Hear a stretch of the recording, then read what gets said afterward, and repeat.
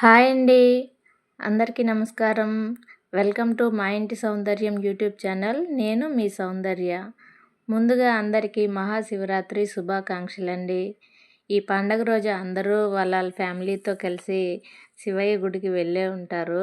నేను కూడా మా ఫ్యామిలీతో కలిసి ఇక్కడ చిత్తూరు జిల్లాలోని కుప్పం మండలంకి దగ్గరగా ఉన్న మల్లప్ప కొండ స్వామి దగ్గరికి వెళ్ళానండి. అక్కడ వెళ్తూ వెళ్తూ నేను సరదాగా క్యాప్చర్ చేసిన వీడియోస్ని మీతో షేర్ చేసుకుంటాను. వెళ్తూ ఉంటే బైక్లో చాలా బాగుండిందండి ఈ ప్లేసు, ఈ వాతావరణము. ఇది 3 రాష్ట్రాల సరిహద్దులలో ఉంది. ఆంధ్ర, తమిళనాడు, కర్ణాటక బార్డర్లో ఉంది. ఇక్కడ శివుడు స్వయంగా వెలిశాడని ఇక్కడ భక్తుల నమ్మకము. ఇది సముద్ర మట్టానికి 3950 కిలోమీటర్ల ఎత్తులో ఉందంటండి. చాలా క్రౌడ్గా ఉండింది. బైకులు ఇక్కడే పార్క్ చేశారు. యాక్చువల్గా వెళ్ళొచ్చంట పైన వరకు, అదే గుడికి దగ్గర వరకు. కానీ క్రౌడ్ వల్ల కొంచెం ముందుగానే స్టాప్ చేసేసారు వెహికల్స్. సో మేము అక్కడి నుంచి నడక మార్గంలో నడిచాము. ఇంతకుముందు అయితే అసలు నడిచే వెళ్ళేవారంట. అంత భక్తిగా శ్రద్ధగా స్వామి దగ్గరికి వెళ్ళేవారు. సో మనము ఎక్కడున్నా వాటి విశిష్టత కలిగినటువంటి ప్రదేశాలకు వెళ్తే మనకు అదొక తృప్తి కదా. సో మేము కూడా చాలా రోజుల నుంచి అనుకుంటూ ఉన్నాము ఈ స్వామి దగ్గరికి వెళ్ళాలని. ఈ రోజుటికి కుదిరింది. చాలామంది వచ్చారండి. ఫుల్ రష్ ఉన్నింది, క్రౌడ్ ఉన్నింది బాగా. నేనైతే చిన్నప్పుడు ఫ్యామిలీతో అమ్మ వాళ్ళతో కలిసి గుడికి వెళ్ళి, అదే జాతరలకు వెళ్ళిన సన్నివేశాలు గుర్తొచ్చాయి నాకు.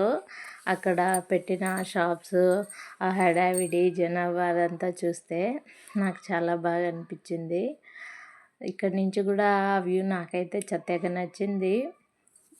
పైనుంచి చూస్తుంటే ఆ ప్లేస్ అచ్చం నాకు తిరుమల అని తలపించింది. అంటే అతిశయోక్తి కాదు, చాలా బాగుంది. ఆ టర్నింగ్స్ అవి కొంచెం జాగ్రత్తగా వెళ్ళాలండి. అయితే ఇది చాలా టూరిస్ట్ ప్లేస్ అని కూడా చెప్పచ్చు. ఫుల్ క్రౌడ్ ఉన్నారు. కొంచెం లాంగ్ క్యూ ఉండడం వల్ల ఓపికగానే దైవ దర్శనం జరిగింది. సో పిల్లలతో వెళ్ళేవాళ్ళు కొంచెం అన్నీ కేర్ తీసుకొని వెళ్ళచ్చు. చాలా బాగుండింది. ఇక్కడ ప్రత్యేకత ఏంటంటే శివలింగం, ఎత్తైన శివలింగాన్ని, అది కూడా రుద్రాక్షలతో చేస్తారు. మీరు అక్కడ చూడొచ్చు. మళ్ళీ నేను జూమ్ చేసి చూపిస్తాను. ఆ రుద్రాక్షతో శివలింగాన్ని ఏర్పాటు చేస్తారు. దట్టు ఇక్కడ టోకన్స్తో పాలాభిషేకం అవి కూడా అందుబాటులో ఉంటాయి. డైరెక్ట్గా మనమే అభిషేకం చేయొచ్చు స్వామివారికి. శివుడు అంటే అభిషేక ప్రియుడు కదా.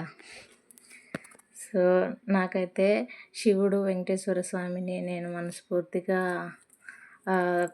పూజిస్తానండి. సో అందుకే ఎంత దూరమైనా రిస్క్ అయినా నేను వెళ్తాను. ఇక్కడ క్యూ లైన్లో వెయిట్ చేసి వెళ్తూ ఉన్నాము. వెయిట్ చేస్తూ వెళ్తూ ఉన్నాము. మధ్యలో స్వామివారిని అప్పుడప్పుడు గుడి చుట్టూ ఊరేగింపు చేస్తూ ఉన్నారు. చాలా కనులకు కనువిందుగా కనిపించింది.